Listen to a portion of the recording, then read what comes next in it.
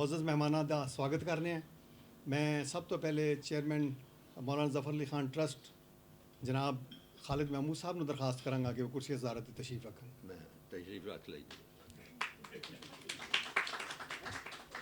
ਅੱਜ ਦੇ ਸਾਡੇ ਉੱਚੇ ਅਤੇ ਅਚੀਸੇ ਮਹਿਮਾਨ ਜਨਾਬ ਸਰਦਾਰ ਤਰੁਣਜੀਤ ਸਿੰਘ, ਡਾਕਟਰ ਤਰੁਣਜੀਤ ਸਿੰਘ ਨਾਲ ਦਰਖਾਸਤ ਹੈ ਕਿ ਉਹ ਸਟੇਜ 'ਤੇ ਤਸ਼ਰੀਫ ਲਿਆਉਣ। ਜਨਾਬ professor doctor Kalyan Singh,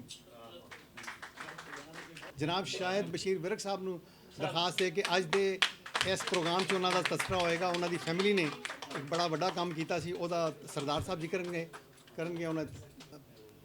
Maulana Zafar Ali Khan trust the board of governors ਦੇ ਮੈਂਬਰ ਜਨਾਬ ਨਵੀਦ ਅਕਰਮ ਚੀਬਾ ਸਾਹਿਬ ਨੂੰ ਵੀ ਦਰਖਾਸਤ ਹੈ ਕਿ ਉਹ ਸਟੇਜ 'ਤੇ ਤਸ਼ਰੀਫ ਲਿਆਉਣ। ਜਨਾਬ ज़िया रिजवी साहब आ जाओ, तशरीफ़ लाओ सर। ख़वातीन हज़रात, बहुत बहुत शुक्रिया। तो हुण किसी लम्मी चौड़ी तमीद तो बगैर मैं जनाब प्रोफैसर डॉक्टर तरनजीत सिंह बतालिया साहब ने दरखास्त करांगा कि वो तशरीफ़ लियान तो अपने ख्यालात दा इज़हार करन। जिस तरह चेयरमैन साहब ने दस्सिया है कि डॉक्टर साहब जिहड़े ने सिविल इंजीनियर ने तो ओहायो स्टेट यूनिवर्सिटी च सिविल इंजीनियरिंग पढ़ाते हैं। जनाब डॉक्टर साहब। अस्सलाम वालेकुम जी। मैं पाकिस्तान पहली बारी 2 साल पहले आया 2019 दसंबर विच। उस तो पहले जी मेरी दादी जिहड़ी हैगी है असीं 2 भैन भरा ते मैं कोई गुनाह नहीं कर सकदे। मेरी सिस्टर नूं कोई गुनाह माफ़ नहीं सी, मैनूं 100 खून माफ़ ते उहनूं कोई नहीं। ते मेरी दादी मैनूं सारियां कहानी सुणांदी हुंदी सी कि भी किवें असी पिंड 'च रहिंदे हुंदे सी, बताले पिंड किवें बताली जगीरां सी। ते मैं सोचेआ गप्पां मारदे, लोग गप्पां भी तो बड़ी मारदे हैं ना, वधा चढ़ा के गल्लां करदे हैं असी। ते मैं क्या ठीक है, अद्धा सच होना अद्धा झूठ होना। ते जी हुण मेरी दादी नूं पूरे होए 35 साल हो गए, मैनूं अमेरिका गए 32 साल हो गए। तो जिन्नियां मैनूं दादी ने गल्लां दस्सियां उस चों मैनूं अद्धियां भी याद नहीं रहियां, लैस दैन हाफ मैनूं याद है।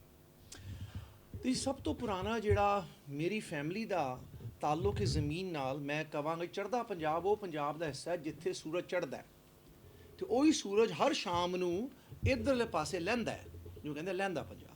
सो मैं नहीं कहंदा कि इंडियन पंजाब और ईस्ट पंजाब वैस्ट पंजाब, पंजाब इक्को ही है, एक चढ़दा पंजाब ते एक लैंदा पंजाब है, दिल इक्को ही धड़कदा अजे।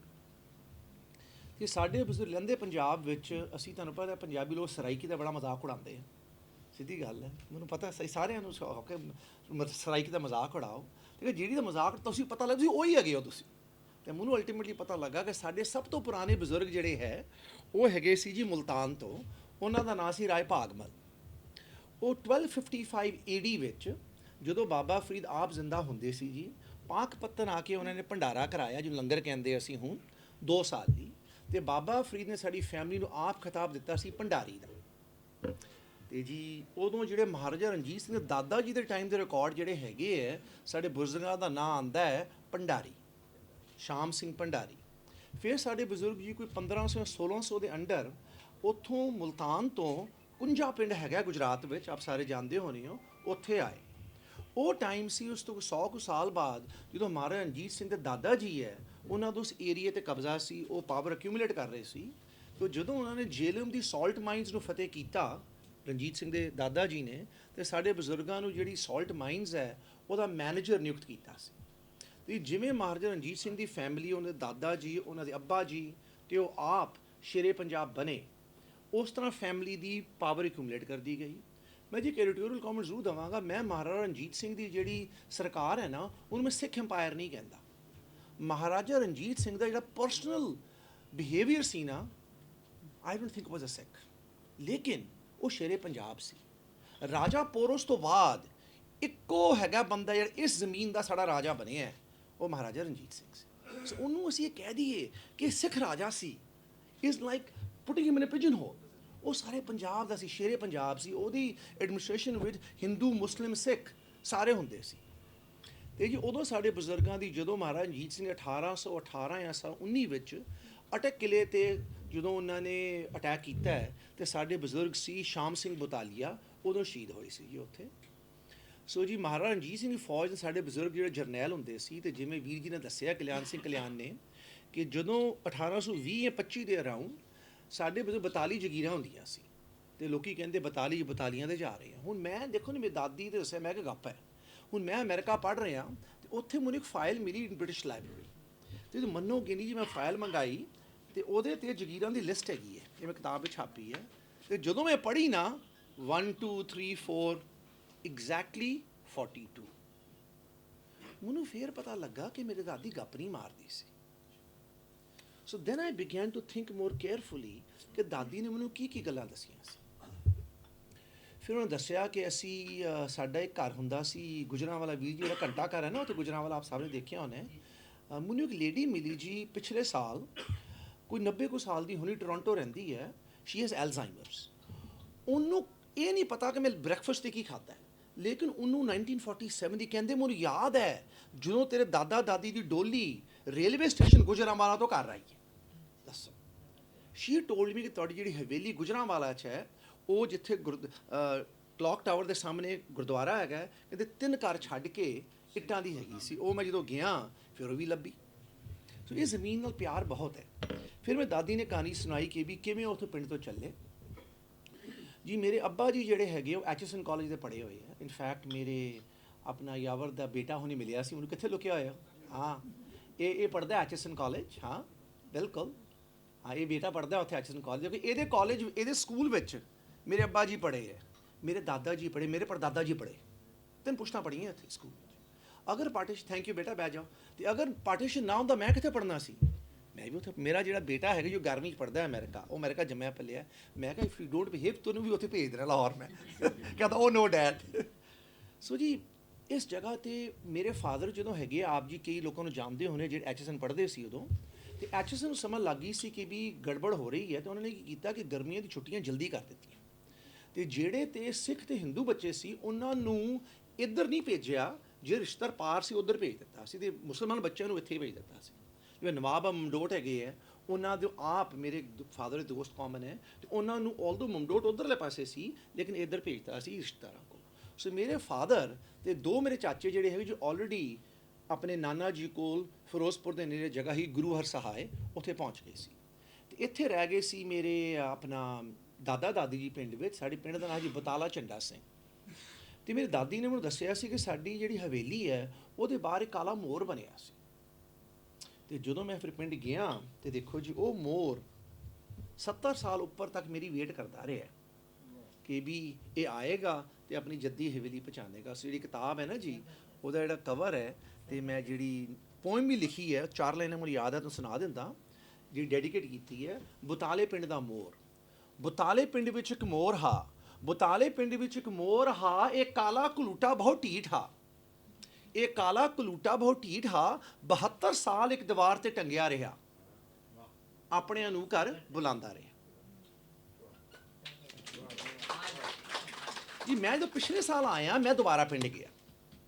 ਹੁਣ ਕੀ ਹੋਇਆ, ਕੁੜੀਆਂ ਦਾ ਮਦਰਸਾ ਹੈਗਾ ਤੇ you have to maintain a building, ਤੇ ਇਹਨਾਂ ਨੇ ਕੀ ਕੀਤਾ, ਇਹ ਤੋਂ ਪਲਸਤਰ ਕਰਤਾ ਇਹਦੇ ਉੱਪਰ। ਹੁਣ ਦੇਖੋ ਕਾਲਾ ਮੋਰ ਅਜੇ ਵੀ ਹੈਗਾ ਉੱਥੇ, ਸੜੀਆਂ ਇੱਟਾਂ ਦਾ ਬਣਿਆ, ਲੇਕਿਨ ਲੁਕ ਗਿਆ ਜਾ ਕੇ ਪਿੱਛੇ। ਤੇ ਮੈਂ ਕਹਿੰਦਾ ਕਾਲਾ ਮੋਰ, ਕਾਲਾ ਕਲੂਟਾ ਵੀ ਢੀਠ ਵੀ ਹੈ ਲੇਕਿਨ ਚਲਾਕ ਵੀ ਹੈ। ਮੈਨੂੰ ਆਪਣਾ ਐਂਸੈਸਟਰਲ ਹੋਮ ਦਿਖਾ ਕੇ ਲੁਕ ਗਿਆ ਪਿੱਛੇ ਜਾ ਕੇ, ਹੈਗਾ ਉੱਥੇ ਹੀ ਹੈ ਪਰ ਛੁਪ ਗਿਆ ਜਾ ਕੇ।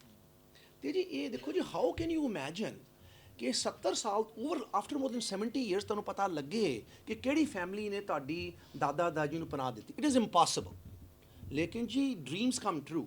ਹੁਣ ਲੋਕੀ ਕਹਿੰਦੇ ਆ ਕਿ ਕਰਤਾਰਪੁਰ ਸਾਹਿਬ ਕੋਰੀਡੋਰ ਮੈਨੂੰ ਕਿਸੇ ਮੇਰੀ ਲਾਈਫ 'ਚ ਨਹੀਂ ਬਣੇਗਾ, ਨੈਵਰ, ਪਰ ਇਟਸ ਅ ਰਿਐਲਿਟੀ ਟੁਡੇ। ਉੱਥੇ ਲੋਕੀ ਮਿਲਦੇ ਆ ਦੇਖੋ ਜੀ। ਸੋ ਮਤਲਬ things, tectonic shifts do happen in life, and Kartarpur Sahib is an example of that. So ਜੀ ਮੇਰੀ ਦਾਦੀ ਕਹਿੰਦੀ ਹੈ ਕਿ ਅਸੀਂ ਉੱਥੇ, ਕਹਿੰਦੇ ਕਿ ਮਹੀਨਾ ਕੋ ਰਹੇ ਹਾਂ ਅਸੀਂ ਉੱਥੇ। ਕੋਈ ਵੱਡੇ ਸਰਦਾਰ ਸੀ ਤੇ ਜਿਹੜੇ ਮੁਸਲਮਾਨ ਸੀ ਪਿੰਡ ਦੇ, ਕਹਿੰਦੇ ਫਿਕਰ ਨਾ ਕਰੋ, ਅਸੀਂ ਤੁਹਾਡੀ ਹਿਫਾਜ਼ਤ ਕਰਾਂਗੇ। ਤੇ ਜਿਵੇਂ ਵੀਰ ਜੀ ਨੇ ਦੱਸਿਆ ਹੈ ਕਿ ਬਾਹਰੋਂ ਪਿੰਡ ਤੋਂ ਕੋਈ ਬੰਦੇ ਆਏ। ਹੁਣ ਮੈਂ ਗੱਲ ਕਰ ਰਿਹਾ ਜੀ, ਇਹ ਹੋ ਗਿਆ ਮਿਡਲ ਆਫ ਸੈਪਟੈਂਬਰ। ਇਹ ਸਾਰੀ ਗੱਲਾਂ ਮੇਰੀ ਦਾਦੀ ਨੇ ਦੱਸੀਆਂ ਮੈਨੂੰ। ਮਿਡਲ ਆਫ ਸੈਪਟੈਂਬਰ ਹੋ ਗਿਆ, ਮਹੀਨਾ ਹੋ ਗਿਆ ਪਾਰਟੀਸ਼ਨ ਹੋਏ, ਤੇ ਬਾਹਰੋਂ ਕੋਈ ਬੰਦੇ ਆ ਕੇ ਨਾ ਹਵੇਲੀ ਦਾ ਪਿਛਲਾ ਪਾਸਾ ਜਾ ਕੇ ਮੈਂ ਦੇਖਿਆ ਅਜੇ ਵੀ ਉੱਥੇ ਸੜਿਆ ਹੋਇਆ ਪਿੱਛੇ। ਕਹਿੰਦੇ ਪਿੱਛੋਂ ਆ ਕੇ ਕੋਈ ਅੱਗ ਲਾ ਗਿਆ। ਤੇ ਪਿੰਡ ਵਾਲੇ ਕਹਿੰਦੇ ਹੁਣ ਤੇ ਤੁਹਾਡੀ ਹਿਫਾਜ਼ਤ ਕਰਨੀ ਬੜੀ ਔਖੀ ਹੈ, ਤੇ ਤੁਸੀਂ ਨਾ ਥੋੜੀ ਦੇਰ ਲਈ ਕਿਤੇ ਚਲੇ ਜਾਓ। ਤੇ ਬਹੁਤ ਸਾਰੇ ਲੋਕ ਇਹ ਸੋਚਦੇ ਸੀ ਕਿ ਥੋੜੀ ਦੇਰ ਲਈ ਜਾਵਾਂਗੇ, 2-3 ਮਹੀਨੇ ਲਈ, ਤੇ ਵਾਪਸ ਆ ਜਾਵਾਂਗੇ। ਤੇ ਮੇਰੀ ਦਾਦੀ ਕਹਿੰਦੀ ਅਸੀਂ ਸਮਾਨ ਬੰਨਿਆ ਆਪਣਾ, ਮੇਰੇ ਦਾਦਾ ਜੀ ਨੇ ਗੋਲ ਪੱਗ, ਮੁਸਲਮਾਨ ਤੁਹਾਨੂੰ ਪਤਾ ਗੋਲ ਪੱਗ ਪਾਉਂਦੇ ਹੈ, ਮੇਰੀ ਦਾਦੀ ਨੇ ਬੁਰਕਾ ਪਾਇਆ। ਤੇ ਮੇਰਾ ਇੱਕ ਚਾਚਾ ਸੀ, ਉਹ ਹੈਗਾ ਸੀ ਜੀ 2.5 ਮਹੀਨੇ ਦਾ, he was just born before the partition. ਤੇ ਜੀ ਉਹਨੂੰ ਗੋਦੀ ਚੁੱਕਿਆ। ਤੁਹਾਨੂੰ ਜਿਨ੍ਹਾਂ ਨੂੰ ਪਤਾ ਹੈ, ਉਹ ਜਿਹੜੇ ਗਰਮੀ ਸੀ ਨਾ 1947 ਦੀ, ਅੱਤ ਦੀ ਗਰਮੀ ਸੀ। ਦੋਜ਼ ਸਮਰਸ ਵਰ ਹੌਰਿਬਲ ਸਮਰ, ਬਹੁਤ ਗਰਮੀ ਸੀ। ਤੇ ਮੇਰੇ ਚਾਚੇ ਨੂੰ ਗੋਦੀ ਚੁੱਕਿਆ, ਤੇ ਇੱਕ ਮੇਰਾ ਚਾਚਾ 2.5 ਸਾਲ ਦਾ ਸੀ, ਉਹਨੂੰ ਖੋਤੇ ਤੇ ਬਿਠਾ ਕੇ ਮੇਰੇ ਦਾਦਾ ਦਾਦੀ ਜੀ ਇਹ ਸੇਮ ਦਰਵਾਜ਼ੇ ਤੋਂ ਨਿਕਲਣ ਲੱਗੇ। ਤੇ ਮੇਰੀ ਦਾਦੀ ਕਹਿੰਦੀ ਕਿ ਨਾ ਇੱਕ ਮੁੰਡਾ ਸੀ ਜਿਹਦੇ ਜੱਦੀ ਨੌਕਰ ਹੁੰਦੇ ਸੀ ਪਹਿਲੇ, ਕਿ ਵੀ ਉਹਨਾਂ ਦੇ ਮਾਂ ਵੀ, ਪਿਓ ਵੀ, ਦਾਦਾ ਵੀ ਨੌਕਰ। ਕਹਿੰਦੇ 20 ਕੁ ਸਾਲ ਦਾ ਮੁੰਡਾ ਸੀ, ਤੇ ਉਹ ਆਇਆ ਤੇ ਕਹਿੰਦਾ ਜੀ ਤੁਸੀਂ ਆਪ ਜਾ ਸਕਦੇ ਹੋ, ਲੇਕਿਨ ਕੁਝ ਲੈ ਕੇ ਨਹੀਂ ਜਾ ਸਕਦੇ। ਤੇ ਮੇਰੀ ਦਾਦੀ ਕਹਿੰਦੀ ਮੈਨੂੰ ਉਦੋਂ ਇੱਕਦਮ ਪਤਾ ਲੱਗ ਗਿਆ ਸੀ ਕਿ ਅਸੀਂ ਵਾਪਸ ਨਹੀਂ ਕਰੀ ਇੱਥੇ ਆਵਾਂ। ਤੇ ਮੈਂ ਆਪਣੀ ਦਾਦੀ ਨੂੰ ਇੱਕ ਵਾਰੀ ਪੁੱਛਿਆ ਸੀ, ਮੈਂ ਕਿ ਤੁਹਾਨੂੰ ਉਸ ਬੰਦੇ ਤੇ ਨਫ਼ਰਤ ਨਹੀਂ ਆਉਂਦੀ ਜਿਹਨੇ ਤੁਹਾਨੂੰ ਹਰ ਇੱਕ ਚੀਜ਼ ਡਿਸਪੋਜ਼ੈਸ ਕਰ ਦਿੱਤਾ? There answer was amazing. ਕਹਿੰਦੇ ਨਹੀਂ ਬੇਟਾ, ਉਹਨੇ ਘੱਟ ਤੋਂ ਘੱਟ ਸਾਡੀ ਜਾਨ ਤੇ ਬਖਸ਼ ਦਿੱਤੀ। ਗੱਲ ਠੀਕ ਹੈ। ਕਹਿੰਦੇ ਲੱਖਾਂ ਲੋਕ ਇੱਧਰ ਤੇ ਦੋਨੋਂ ਪਾਸੇ, ਮੇਰੀ ਫੈਮਿਲੀ ਦੀ ਸਟੋਰੀ ਜੀ ਯੂਨੀਕ ਨਹੀਂ ਹੈ, ਇਹੋ ਜਿਹੀ ਇਨਸਾਨੀਅਤ ਦੋਨੋਂ ਪਾਸੇ ਹੈ। ਦੇਖੋ ਨਾ ਜੀ, ਸੇਮ ਸਟੋਰੀ ਉੱਧਰ ਇੱਧਰ ਲੱਖਾਂ ਲੋਕਾਂ ਨੇ, ਉੱਧਰ ਵੀ ਲੋਕਾਂ ਨੇ ਕੀਤਾ। ਸੋ ਕਹਿੰਦੇ ਸਾਡੀ ਜਾਨ ਤੇ ਬਖਸ਼ ਦਿੱਤੀ ਹੈ ਉਹਨੇ। ਫਿਰ ਜੀ ਉੱਥੋਂ ਨਿਕਲੇ ਹੈ ਤੇ ਕੋਈ 2 ਜਾਂ 3 ਦਿਨ ਪੈਦਲ, ਇਹ ਮੇਰੀ ਦਾਦੀ ਦੱਸਦੀ ਹੈ, ਦੇਖੋ ਨਾ ਹਰ ਇੱਕ ਮਾਂ ਨੂੰ ਆਪਣੇ ਬੱਚੇ ਨਾਲ ਪਿਆਰ ਹੁੰਦਾ ਹੈ। ਤੇ ਇਹ ਮੈਂ ਪਬਲਿਕਲੀ ਇਹਦੇ ਬਾਰੇ ਗੱਲ ਨਹੀਂ ਕੀਤੀ, ਤੇ ਮੈਂ ਚਾਹਾਂਗਾ ਇਹ ਜਿਹੜਾ ਪਾਰਟ ਹੈ ਮੇਰਾ ਆਫ ਦਾ ਰੈਕਡ ਕਮੈਂਟਸ ਹੈ ਜੀ, ਇਹ ਰਿਕਾਰਡ ਨਾ ਕਰਨਾ ਜੀ, ਵੀ ਜਿਹੜਾ ਪੋਰਸ਼ਨ ਮੈਂ ਬੋਲ ਰਿਹਾ ਇਹਨੂੰ ਰਿਕਾਰਡ ਨਾ ਕਰਨਾ। ਹਾਂਜੀ ਜਿੱਦੋਂ ਜਸਟ ਇਹ ਜਿਹੜਾ ਪੋਰਸ਼ਨ ਹੈ ਮੈਂ ਹੁਣ ਦੱਸ ਰਿਹਾ। ਹਾਂਜੀ ਮੇਰੀ ਦਾਦੀ ਕਹਿੰਦੀ ਨੇ ਗਰਮੀ ਸੀ, ਕਹਿੰਦੀ ਮੈਂ ਨਾ ਮੇਰੇ ਚਾਚੇ ਨੂੰ ਗੋਦੀ ਚੁੱਕ ਕੇ ਥੱਕ ਗਈ। ਮੇਰੀ ਦਾਦੀ ਕਹਿੰਦੀ ਇਹ ਕੁਡ ਨਾਟ, ਦੇਖੋ ਹਰ ਇੱਕ ਮਾਂ ਨੂੰ ਆਪਣੇ ਬੱਚੇ ਨਾਲ ਪਿਆਰ ਹੁੰਦਾ ਹੈ। ਕਹਿੰਦੀ ਮੈਂ ਉਹਨੂੰ ਗੋਦੀ ਚੁੱਕ ਨਹੀਂ ਸਕੀ, ਤੇ ਕਹਿੰਦੀ ਮੈਂ ਕੀ ਕੀਤਾ, ਇੱਕ ਤਲਾਅ ਦੇ ਸਾਈਡ ਤੇ ਉਹਨੂੰ ਛੱਡ ਦਿੱਤਾ। ਕੈਨ ਯੂ ਇਮੈਜਿਨ, ਇੱਕ ਮਾਂ ਆਪਣੇ 2.5 ਮਹੀਨੇ ਦੇ ਬੱਚੇ ਨੂੰ ਤਲਾਅ ਦੇ ਸਾਈਡ ਛੱਡ ਦਿੱਤਾ। ਤੇ ਕਹਿੰਦੀ ਮੇਰੀ ਦਾਦੀ ਕਿ ਜਦੋਂ ਮੈਂ ਆਈ ਵਾਪਸ, ਤੇ ਮੇਰੇ ਦਾਦਾ ਜੀ ਪੁੱਛਦੇ ਕਿ ਟਿਮਕੀ ਕਿੱਥੇ ਹੈ, ਉਹਦਾ ਪੈਟ ਨੇਮ ਟਿਮਕੀ ਸੀ। ਕਹਿੰਦੇ ਉਹ ਤਲਾਅ ਤੇ ਛੱਡ ਆਈ ਹੈ। ਮੇਰਾ ਦਾਦਾ ਵਾਪਸ ਗਿਆ ਤੇ ਕਹਿੰਦਾ ਇਹਨੂੰ ਮੈਂ ਆਪ ਆਪਣੇ ਨਾਲ ਲੈ ਕੇ ਆਵਾਂਗਾ। ਹੁਣ ਤੁਸੀਂ ਰਿਕਾਰਡਿੰਗ ਔਨ ਕਰ ਸਕਦੇ ਹੋ ਜੀ, ਇਹ ਜਿਹੜੀ ਪਰਸਨਲ ਡਿਟੇਲ ਹੈ। ਤੇ ਜੀ ਉਹ ਫਿਰ ਆਪਣਾ ਪਹੁੰਚੇ ਗੁਜਰਾਂਵਾਲਾ ਰੈਫਿਊਜੀ ਕੈਂਪ ਸੀ ਜੀ, ਕੋਈ ਇੰਗਲਿਸ਼ ਆਫਿਸਰ ਸੀ, ਉਹ ਇੰਚਾਰਜ ਸੀ। ਉੱਥੇ ਜਾ ਕੇ ਉਹਨੇ ਰਜਿਸਟਰ ਭਰਿਆ, ਨਾਂ ਨੂੰ ਲਿਖਿਆ। ਤੇ ਮੇਰੇ ਦਾਦਾ ਜੀ ਨਾ IMA ਦੇਹਰਾਦੂਨ ਮਿਲਟਰੀ ਅਕੈਡਮੀ ਹੈ ਜਿਹੜੀ, ਉੱਥੇ ਪੜ੍ਹੇ ਹੋਏ ਸੀ। ਤੁਹਾਡੇ ਫਾਰਮਰ ਜਨਰਲ ਮੂਸਾ ਖਾਨ ਜਿਹੜੇ ਜੀ ਪਾਕਿਸਤਾਨ ਦੇ ਆਰਮੀ ਚੀਫ ਰਹੇ, ਉਹ ਤੇ ਇਕੱਠੇ ਬੈਚਮੇਟ ਸੀ ਉੱਥੇ IMA ਦੇਹਰਾਦੂਨ, ਇੱਕੋ batch, second batch of IMA। ਤੇ ਉਹਨੇ ਸਾਈਨ ਕੀਤਾ ਕੈਪਟਨ ਅਜੀਤ ਸਿੰਘ ਬਤਾਲੀਆ ਰਿਟਾਇਰਡ। ਤੇ ਉਹ ਅਫਸਰ ਨੇ ਦੇਖਿਆ ਕਿ obviously is a British officer. ਤੇ ਮੈਂ ਦਾਦਾ ਜੀ ਨੂੰ ਬੁਲਾਇਆ, ਕਹਿੰਦੇ ਤੁਹਾਨੂੰ ਨਾ ਅਸੀਂ ਪਾਰ ਭੇਜ ਦਿੰਦੇ ਹਾਂ। ਤੇ ਉਹ ਕਹਿੰਦੇ ਨਹੀਂ ਪਾਰ ਨਾ ਭੇਜੋ, ਤੁਸੀਂ ਮੈਨੂੰ ਲਾਹੌਰ ਭੇਜ ਦਿਓ, ਮੇਰੇ ਕੋਈ ਚੰਗੇ ਦੋਸਤ ਹੈਗੇ ਆ ਉੱਥੇ, ਅਸੀਂ ਉਹਨਾਂ ਕੋਲ ਰਵਾਂਗੇ 2-3 ਮਹੀਨੇ ਜਾ ਕੇ, ਤੇ ਅਗਰ ਉਸ ਵਿੱਚ ਹਾਲਾਤ ਖਰਾਬ ਹੋ ਗਏ ਫਿਰ ਅਸੀਂ ਵਾਪਸ ਆ ਜਾਵਾਂਗੇ ਉੱਧਰ ਚਲੇ ਜਾਵਾਂਗੇ। ਕਹਿੰਦਾ ਠੀਕ ਹੈ। ਹੁਣ ਜੀ ਮੈਂ ਗੱਲ ਕਰ ਰਹੀ ਹਾਂ, ਇਹ ਹੋ ਗਿਆ towards end of September, so you also have a kind of a timeline. ਤੇ ਇੰਨੀ ਦੇਰ ਜੋ ਉੱਧਰਲੇ ਪਾਸੇ ਮੇਰੇ ਜਿਹੜੇ ਫਾਦਰ ਦੇ ਨਾਨਾ ਜੀ ਸੀ ਜਿਹਦੇ ਕੋਲ ਉਹ ਗਏ ਹੋਏ ਸੀ, ਉਹਨਾਂ ਨੇ ਕਿਹਾ ਹੁਣ ਮਹੀਨਾ 2 ਮਹੀਨੇ ਪਾਰਟੀਸ਼ਨ ਹੋ ਗਏ ਤੇ ਦੇ ਆਰ ਡਨ। ਸੋ ਉਹਨਾਂ ਨੇ ਜਿਹੜੀ ਵੀ ਰਸਮਾਂ ਹੁੰਦੀਆਂ, ਧਾਰਮਿਕ ਰਸਮਾਂ ਹੁੰਦੀਆਂ ਮਜ਼ਹਬੀ, ਉਹ ਸਾਰੀਆਂ ਕਰਤੀਆਂ ਚਾਰਾਂ ਦੀ। ਕਿਉਂਕਿ ਨਾ ਵੀ as human beings want closer. ਨਹੀਂ ਤੇ ਜਿਹੜੀ ਤੁਹਾਡੇ ਦੁੱਖ ਤੁਹਾਨੂੰ ਜ਼ਿਆਦਾ ਲੱਗਦਾ ਹੈ ਕਿ ਇਹ ਸਾਰੇ ਪੂਰੇ ਹੋ ਗਏ ਹੈ, ਇਹ ਖਤਮ ਹੋ ਗਏ। ਸੋ ਉਹਨਾਂ ਨੇ ਆਪਣਾ ਕਰਕੇ ਦੇ ਰੀਕਨਸਾਈਲਡ ਕਿ ਵੀ ਇਹ ਸਾਰੇ ਮਰ ਗਏ। ਤੇ ਜੋ ਉੱਥੋਂ ਕਹਿੰਦੇ ਕਿ ਉਹਨੇ ਇੱਕ ਗੱਡੀ ਭੇਜੀ ਜੀਪ, ਤੇ ਨਾਲ ਇੱਕ ਬੰਦਾ ਗਿਆ। ਤੇ ਇਹ ਮੈਂ ਕਿਤਾਬ ਵਿੱਚ ਸਾਰਾ ਲਿਖਿਆ ਹੈ ਕਿ ਵੀ ਬੰਦਾ ਗਿਆ, ਤੇ ਉਹ ਰਸਤੇ 'ਚੋਂ ਜੋ ਗੁਜਰਾਂਵਾਲਾ ਕਹਿੰਦੇ ਨਿਕਲੇ ਹੀ ਹੈ, ਤੇ ਇੱਕ ਮੌਬ ਨੇ ਰੋਕ ਲਿਆ ਨਾਲ। ਕਹਿੰਦੇ ਜੀ ਕਿ ਸਿੱਖ ਫੈਮਿਲੀ ਸਾਡੇ ਹਵਾਲੇ ਕਰੋ।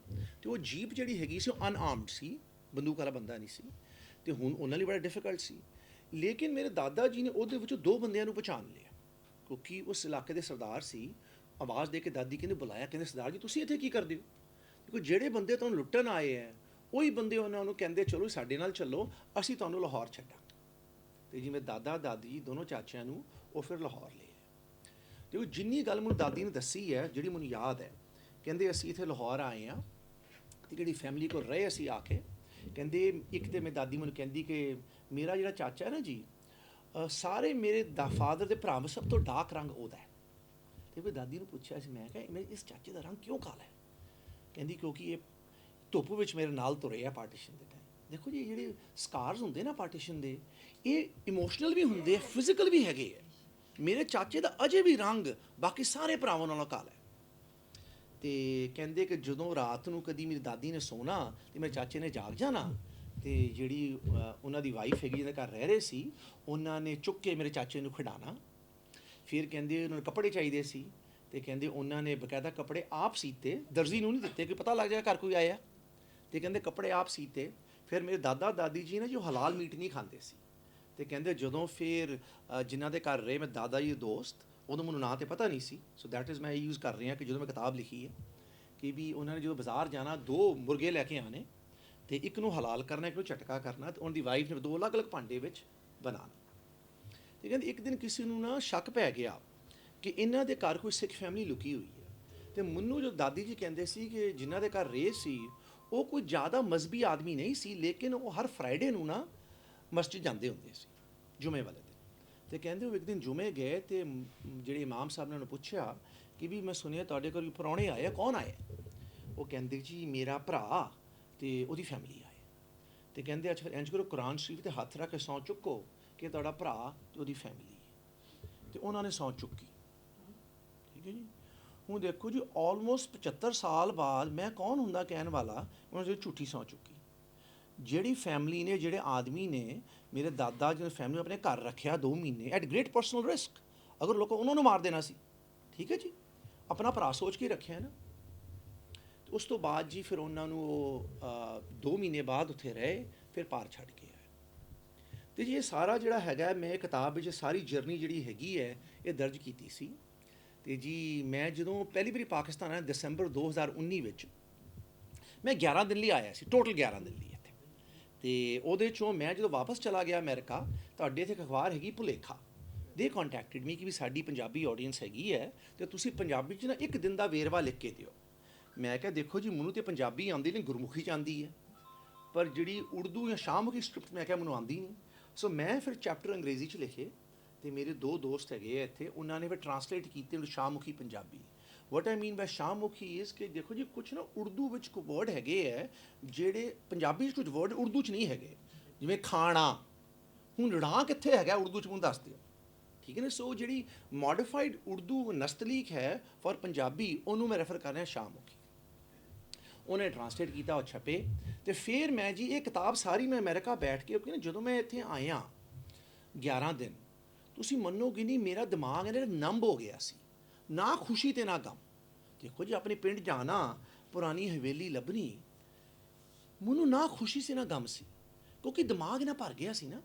ਮੈਂ ਪਹਿਲੇ ਦਿਨ ਜਦੋਂ ਆਇਆ ਇੱਥੇ ਲਾਹੌਰ ਉਤਰਿਆ ਮੈਂ, ਤੇ ਮੈਂ ਉੱਥੋਂ ਅਵਾਰੀ ਹੋਟਲ ਮੈਂ ਠਹਿਰਦਾ, ਮੈਂ ਏਅਰਪੋਰਟ ਤੋਂ ਅਵਾਰੀ ਹੋਟਲ ਆਇਆ ਤੇ ਮੈਂ ਸਵੇਰ 4 ਵਜੇ ਦੀ ਗੱਲ ਹੈ ਤੇ ਮੈਂ ਰਾਈਟ ਸਾਈਡ ਤੇ ਨਜ਼ਰ ਮਾਰੀ ਤੇ ਐਚਐਸਐਨ ਕਾਲਜ। ਤੁਸੀਂ ਮੰਨੋਗੇ ਮੇਰਾ ਰੋਣਾ ਨਿਕਲ ਗਿਆ, ਕਿਉਂਕਿ ਮੈਨੂੰ ਪਤਾ ਸੀ ਆਈ ਵਾਜ਼ ਨਾਟ ਐਕਸਪੈਕਟਿੰਗ ਨਾ ਕਿ ਜਿਹੜੀ ਜਗ੍ਹਾ ਮੇਰੇ ਅੱਬਾ ਜੀ, ਮੇਰੇ ਦਾਦਾ ਜੀ, ਮੇਰੇ ਪੜਦਾਦਾ ਜੀ ਪੜ੍ਹੇ ਹੈ, ਉਹ ਇੱਕਦਮ ਮੇਰੇ ਸਾਹਮਣੇ ਆ ਜਾਏਗੀ। ਅਜੇ ਮੈਨੂੰ ਲਾਹੌਰ ਪਹੁੰਚੇ ਘੰਟਾ ਵੀ ਨਹੀਂ ਹੋਇਆ। So it was very emotionally ਮੈਂ ਬਿਲਕੁਲ ਨੰਬ ਹੋ ਗਿਆ ਸੀ। ਲੇਕਿਨ ਉਹ ਜਿਹੜੀ ਪ੍ਰੋਸੈਸਿੰਗ ਹੈ ਨਾ, ਉਹ ਮੈਂ ਅਮਰੀਕਾ ਜਾ ਕੇ ਵਾਪਸ ਕੀਤੀ।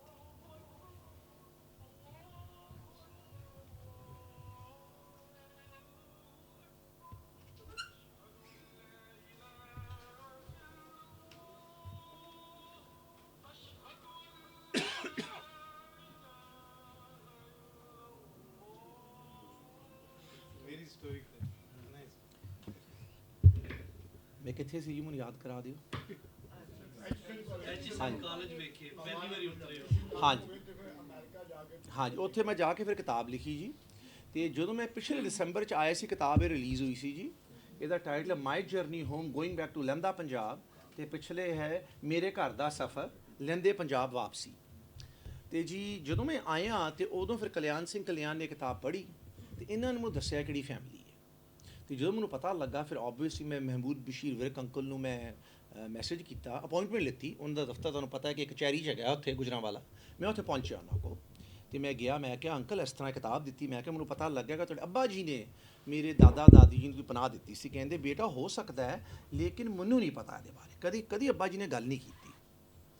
ਤੇ ਕਹਿੰਦੇ ਲੇਕਿਨ ਹੋ ਸਕਦਾ ਹੈ, ਕਹਿੰਦੇ ਕਿਉਂਕਿ ਮੈਂ ਆਪਣੇ ਦਾਦਾ ਜੀ ਨਾਲ ਇਬਨ ਵਾਲੀ ਹੁੰਦਾ ਸੀ। ਕਹਿੰਦੇ ਮੈਨੂੰ ਅਜੇ ਵੀ ਯਾਦ ਹੈ ਕਿ ਅਸੀਂ ਟਰੱਕਾਂ ਦੇ ਟਰੱਕ ਹਿੰਦੂ ਤੇ ਸਿੱਖ ਜਿਹੜੇ ਹੈਗੇ ਆ, ਕਹਿੰਦੇ ਇਬਨ ਵਾਲੀ ਇੱਕ ਵੀ ਸਿੱਖ ਜਾਂ ਹਿੰਦੂ ਜਿਹੜਾ ਹੈ ਉਹਨੂੰ ਕੋਈ ਉਂਗਲ ਨਹੀਂ ਚੁੱਕੀ ਗਈ ਸੀ, ਸਭ ਨੂੰ ਅਸੀਂ ਪਾਰ ਪਹੁੰਚਾਤਾ ਸੀ। ਤੇ ਕਹਿੰਦੇ ਲੇਕਿਨ ਉਸ ਟਾਈਮ ਮੇਰੇ ਅੱਬਾ ਤੇ ਅੰਮੀ ਲਾਹੌਰ ਹੀ ਹੁੰਦੇ ਸੀ। ਫਿਰ ਮੈਨੂੰ ਯਾਦ ਹੈ ਕਿ ਮੇਰੀ ਦਾਦੀ ਕਹਿੰਦੀ ਹੁੰਦੀ ਸੀ ਕਿ ਜਿਹੜੇ ਉਹ ਮਹਿਕਮੇ 'ਚ ਕੰਮ ਕਰਦੇ ਸੀ ਨਾ ਜੀ, it was something like a police ਜਾਂ army, semi army or police kind of thing. ਤੇ ਕਹਿੰਦੇ ਅੰਕਲ ਤੁਸੀਂ ਵੀ ਜੀ ਥੋੜਾ ਲੇਟ ਆਏ ਜਦੋਂ ਅਸੀਂ ਦੀ ਗੱਲ ਹੋ ਗਈ ਸੀ, ਪਰ ਉਸ ਤੋਂ ਬਾਅਦ ਯੂ ਅਟੈਂਡਡ ਰਸ਼ੀਦ ਭਾਈ। ਤੇ ਕਹਿੰਦੇ ਕਹਿੰਦੇ ਠੀਕ ਹੈ, ਮਹਿਬੂਬ ਵਿਸ਼ਵ ਦੇ ਬੇਟੇ ਹੈ ਜੀ। ਹਾਂਜੀ ਗੁਜਰਾਂਵਾਲਾ ਤੋਂ ਆਏ ਹੈ। ਤੇ ਜੀ ਸੋ toward the end of my conversation ਤੁਸੀਂ ਆਏ ਸੀ, ਤੇ ਕਹਿੰਦੇ ਹੋ ਸਕਦਾ ਹੈ, ਕਹਿੰਦੇ ਕਿ ਮੇਰੇ ਅੱਬਾ ਜੀ ਐਕਸਾਈਜ਼ ਟੈਕਸੇਸ਼ਨ 'ਚ ਹੁੰਦੇ ਸੀ, ਤੇ ਉਦੋਂ ਨਾ ਪੁਲਿਸ ਨਾਲ ਰਿਲੇਟਡ ਸੀ। ਪਰ ਫਿਰ ਮਹਿਬੂਬ ਅੰਕਲ ਮੈਨੂੰ ਪੁੱਛਦੇ, ਕਹਿੰਦੇ ਮੇਰੇ ਅੱਬਾ ਜੀ ਦਾ ਕੀ ਨਾਂ ਸੀ? ਮੈਂ ਕਿਹਾ ਇਹ ਤਾਂ ਕਲਿਆਣ ਸਿੰਘ ਨੇ ਦੱਸਿਆ ਮੈਨੂੰ। ਮੈਂ ਕਿਹਾ ਮੈਨੂੰ ਦਾਦੀ ਨੇ ਦੱਸਿਆ ਉਹਨੇ, ਲੇਕਿਨ ਮੈਨੂੰ ਦੇਖੋ ਦਾਦੀ ਨੂੰ ਪੂਰੇ 35 ਸਾਲ ਹੋ ਗਏ, ਮੈਨੂੰ ਅਮਰੀਕਾ ਕੇ 32 ਸਾਲ ਹੋ ਗਏ। ਆਈ ਵਿਸ਼ ਮੇਰੇ ਕੋਲ ਫੋਨ ਤੁਹਾਨੂੰ ਦੇਤਾ, ਮੇਰੇ ਕੋਲ ਫੋਨ ਹੁੰਦਾ ਜੀ, ਫਿਰ ਮੈਂ ਰਿਕਾਰਡ ਕਰਨ ਦਾ ਆਪਣੀ ਦਾਦੀ ਨੂੰ, ਪਰ ਉਹ ਤਾਂ ਰਿਕਾਰਡ ਹੈ ਨਹੀਂ ਸੀ, ਮੈਮਰੀ ਸਾਡੀ ਭੁੱਲ ਜਾਂਦੀ ਹੈ। ਮੈਂ ਕਿਹਾ ਜੀ ਮੈਨੂੰ ਉਹ ਯਾਦ ਨਹੀਂ, ਲੇਕਿਨ ਉਹ ਜਿਹੜੀ ਵਾਈਫ ਹੈ ਉਹਦਾ ਨਾਮ ਉਹਨੂੰ ਅਜੇ ਵੀ ਯਾਦ ਹੈ। ਤੇ ਅੰਕਲ ਕਹਿੰਦੇ ਕੀ ਨਾਂ ਸੀ? ਮੈਂ ਕਿਹਾ ਆਮਨਾ ਬੀਬੀ। ਤੇ 2 ਮਿੰਟ ਚੁੱਪ ਕਰ ਗਏ, ਫਿਰ ਉਹਨਾਂ ਦੇ ਅੱਖਾਂ 'ਚ 2 ਆਂਸੂ ਆ ਗਏ। ਕਹਿੰਦੇ ਮੇਰੀ ਅੰਮੀ ਦਾ ਨਾਂ ਆਮਨਾ ਬੀਬੀ ਹੀ ਸੀ। ਤੇ ਜੀ ਫਿਰ ਕੁਝ ਚੀਜ਼ਾਂ ਇਹੋ ਜਿਹੀਆਂ ਹੁੰਦੀਆਂ ਜਿਹਦੇ ਲਈ ਲਫ਼ਜ਼ ਨਹੀਂ ਹੁੰਦੇ, ਫਿਰ ਤੁਹਾਡੇ ਅਥਰੂ ਬੋਲਦੇ। ਫਿਰ ਉਹਦੇ ਗੋਦੀ ਵਿੱਚ ਸਿਰ ਰੱਖ ਕੇ ਮੈਂ ਬਹੁਤ ਰੋਇਆ ਉਸ ਦਿਨ। ਤੇ ਮੇਰਾ ਇੱਕ ਦੋਸਤ ਹੈਗਾ, ਉਹ ਇਸਲਾਮਾਬਾਦ ਤੋਂ ਆਇਆ ਹੋਇਆ ਸੀ ਮੇਰੇ ਨਾਲ, ਤੂੰ ਯਾਦ ਵੀ ਸਲਮਾਨ ਕਮਰ, ਉਹਨੇ ਸਾਰੀ ਰਿਕਾਰਡ ਕੀਤੀ ਸਾਡੀ, ਲੇਕਿਨ ਉਹ ਰਿਕਾਰਡਿੰਗ ਮੈਂ ਡਿਲੀਟ ਕਰ ਦਿੱਤੀ। ਤੇ ਕੁਝ ਲਾਈਫ ਵਿੱਚ ਉਹ ਐਕਸਪੀਰੀਅੰਸ ਹੁੰਦੇ ਹੈ ਜਿਹੜੇ ਇੱਕ ਵਾਰੀ ਹੋ ਜਾਣ ਨਾ, ਤੁਸੀਂ ਦੁਬਾਰਾ ਨਹੀਂ ਉਹਨਾਂ ਨੂੰ ਦੇਖਣਾ ਚਾਹੁੰਦੇ। ਮੈਂ ਡਿਲੀਟ ਕਰ ਦਿੱਤੀ। ਇਟਸ ਜਿਹਨੂੰ ਕਹਿੰਦੇ ਇਟਸ ਅ ਸੇਕਰੇਡ ਮੂਮੈਂਟ ਜਿਹੜੀ ਹੈਗੀ। ਤੇ ਮੈਂ ਉਦੋਂ ਫਿਰ ਅੰਕਲ ਨੂੰ ਵਾਅਦਾ ਕੀਤਾ ਸੀ ਕਿ ਅਗਲੀ ਵਾਰੀ ਜਦੋਂ ਮੈਂ ਪਾਕਿਸਤਾਨ ਆਵਾਂਗਾ ਤੇ ਮੈਂ ਤੁਹਾਡੇ ਅੱਬਾ ਤੇ ਅੰਮੀ ਜਾਨ ਦੀ ਜਿਹੜੀ ਕਬਰ ਉਸ ਜਾ ਕੇ ਦੁਆ ਮੰਗਾਂਗਾ। ਤੇ ਇਸ ਵਾਰੀ ਜਦੋਂ ਮੈਂ ਆਇਆ ਜੀ, ਉਸ ਕੰਮ ਲਈ ਆਇਆ। ਸੋ ਮੈਂ ਪਹਿਲੇ ਹੀ ਦੱਸ ਕੇ ਅਸੀਂ ਮਿਲੇ ਹਾਂ। ਆਪਣਾ ਅੰਕਲ ਤੁਹਾਨੂੰ ਮਿਲੇ ਸੀ, ਤੁਹਾਡੇ ਦੋਨੋਂ ਬ੍ਰਦਰਸ ਨੂੰ ਮਿਲੇ ਸੀ, ਆਪਣਾ ਯਵਰ ਹੈਗਾ ਸੀ, ਹਾਂਜੀ, ਤੇ ਰਸ਼ੀਦ ਵੀਰ ਜੀ ਸੀ, ਤੇ ਆਪਣਾ ਬਾਕੀ ਜਿਹੜੀ ਫੈਮਿਲੀ ਹੈ ਉਹਨਾਂ ਨੂੰ ਮਿਲਿਆ ਮੈਂ। ਤੇ ਅਸੀਂ ਫਿਰ ਪ੍ਰੋਗਰਾਮ ਬਣਾਇਆ ਕਿ ਅਸੀਂ ਪਿਛਲੇ ਤੋਂ ਪਿਛਲੇ ਸੰਡੇ ਫਿਰ ਮੈਂ ਗਿਆ ਜੀ। ਤੇ ਸਾਡੇ ਧਰਮ ਵਿੱਚ ਨਾ, ਜਿਵੇਂ ਇਸਲਾਮ ਵਿੱਚ ਵੀ ਤੁਸੀਂ ਦੁਆ ਕਰ ਸਕਦੇ ਆ ਜਾ ਕੇ ਆਪਣਾ ਗ੍ਰੇਵ ਤੇ ਜਾ ਕੇ, ਲੇਕਿਨ ਅਸੀਂ ਸਜਦਾ ਨਹੀਂ ਕਰਦੇ, ਉਹ ਮਨਾ ਹੈ ਸਾਡੇ ਧਰਮ ਵਿੱਚ ਵੀ। ਸੋ ਜੀ ਮੈਨੂੰ ਇਹ ਕਲੀਅਰ ਸੀ। ਪਹਿਲੀ ਗੱਲ ਤੇ ਜੀ ਮੈਂ ਉਹਨਾਂ ਦੀ ਕਬਰਾਂ ਤੇ ਥੈਂਕਸ ਨਹੀਂ ਕਰਨ ਗਿਆ। ਇਸ ਗੱਲ ਦਾ ਥੈਂਕਸ ਹੋ ਹੀ ਨਹੀਂ ਸਕਦਾ। ਲੋਕੀ ਕਹਿੰਦੇ ਨਾ ਫਰਿਸ਼ਤੇ ਆ ਦੁਨੀਆ ਵਿੱਚ, ਕਹਿੰਦੇ ਫਰਿਸ਼ਤੇ ਕਿਤੇ ਰੱਬ ਉੱਪਰ ਘੁਮਾਉਂਦਾ ਹੈ। ਮੇਰੇ ਹਿਸਾਬ ਨਾਲ ਫਰਿਸ਼ਤੇ ਜ਼ਮੀਨ ਤੇ ਆਉਂਦੇ ਹੈ, ਅਮੀਨਾ ਬੀਬੀ ਵਰਗੇ ਤੇ ਬਸ਼ੀਰ ਅਹਿਮਦ ਵਿਰਕ ਵਰਗੇ। ਅਸੀਂ ਵੀ ਫਰਿਸ਼ਤੇ ਬਣ ਸਕਦੇ ਹਾਂ ਅਗਰ ਸਾਡੇ ਕਰਮ ਉਹਨਾਂ ਵਰਗੇ ਚੰਗੇ ਹੋਣ। ਸਾਡੇ ਸਭ ਦਾ ਪੋਟੈਂਸ਼ੀਅਲ ਹੈਗਾ ਫਰਿਸ਼ਤੇ ਬਣਨ ਦਾ। ਤੇ ਮੈਂ ਜਦੋਂ ਉਹਦੀ ਕਬਰ ਤੇ ਗਿਆ, ਦੋਨਾਂ ਦੀ ਮੈਂ ਪੈਰੇ ਵਾਲੋਂ ਪਾਸਿਓਂ ਉਹਨਾਂ ਦੀ ਕਬਰ ਨੂੰ ਚੁੰਮਿਆ। ਹੋਰ ਪੰਜਾਬੀ 'ਚ ਤੁਸੀਂ ਕੀ ਕਹਿੰਦੇ ਹੋ ਲਫ਼ਜ਼ ਹੈ ਭੈਣ ਜੀ? ਬੋਸਾ। ਹੁਣ ਮੈਨੂੰ ਬੋਸਾ ਤਾਂ ਪਤਾ ਨਹੀਂ ਨਾ, ਤੇ ਮੈਂ ਪੱਪੀਆਂ ਚੁੰਮਣਾ ਹੀ ਕਹਿਣਾ, ਹੋਰ ਮੈਂ ਕੀ ਕਹਿਣਾ ਤੁਸੀਂ? ਹਾਂਜੀ। ਤੇ ਮੈਂ ਉਹਨੇ ਪੈਰਾਂ ਵਾਲ ਕਬਰ ਚੁੰਮ ਕੇ ਮੈਂ ਇਹੀ ਦੁਆ ਮੰਗੀ ਕਿ ਦੁਨੀਆ ਦਾ ਹਰ ਇੱਕ ਬੰਦਾ ਜਿਹੜਾ ਉਹ ਮੀਨਾ ਬੀਬੀ ਤੇ ਬਸ਼ੀਰ ਅਹਿਮਦ ਵਿਰਕ ਵਰਗਾ ਹੋ। ਜੀ ਆਉਣ ਤੋਂ ਪਹਿਲੇ ਵੀਰ ਜੀ ਤੁਹਾਡੇ ਦੋਨੋਂ ਬ੍ਰਦਰਸ ਨੂੰ ਮੈਂ ਵਾਅਦਾ ਕਰਕੇ ਆਇਆ ਸੀ। ਮੈਨੂੰ ਪਤਾ ਹੈ ਕਿ ਮਹਿਮੂਦ ਅੰਕਲ ਤੇ ਬਹੁਤ ਕਮਜ਼ੋਰ ਹੋ ਗਏ, ਤੇ ਉਹ ਤੇ ਮੈਨੂੰ ਕਹਿੰਦੇ ਬੇਟਾ ਤੂੰ ਮੈਨੂੰ ਬਹੁਤ ਜ਼ਲੀਲ ਕਰਦਾ ਹੈ। ਮੈਂ ਕਿਹਾ ਕਿਉਂ? ਕਹਿੰਦੇ ਤੂੰ ਮੈਨੂੰ ਮੇਰੀ ਪੱਪੀ ਲੈਂਦਾ ਹੈ, ਮੇਰੇ ਪੈਰਾਂ ਨੂੰ ਹੱਥ ਲੈ ਕੇ ਚੁੰਮਦਾ ਹੈ ਤੂੰ। ਹਾਂਜੀ। ਮੈਂ ਕਿਹਾ ਦੇਖੋ ਜੀ, ਜੋ ਤੁਹਾਡੀ ਫੈਮਿਲੀ ਨੇ ਸਾਡੇ ਤੇ ਆਸਾਨ ਕੀਤਾ ਹੈ, ਸਾਡੇ ਲਈ ਤੁਹਾਡੀ ਫੈਮਿਲੀ ਹੀ ਫਰਿਸ਼ਤੇ। ਤਾਂ ਮੈਂ ਫਰਿਸ਼ਤੇ ਜ਼ਮੀਨ ਤੇ ਆਉਂਦੇ ਹੈ, ਰੱਬ ਹੀ ਭੇਜਦਾ ਹੈ।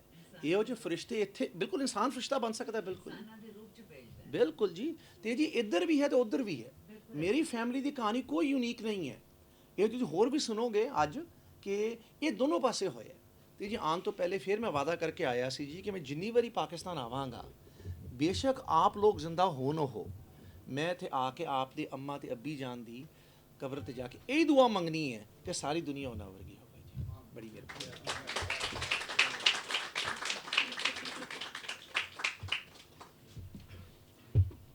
ਬਹੁਤ ਬਹੁਤ ਸ਼ੁਕਰੀਆ ਡਾਕਟਰ ਤਰੁਣਜੀਤ ਸਿੰਘ ਸਾਹਿਬ।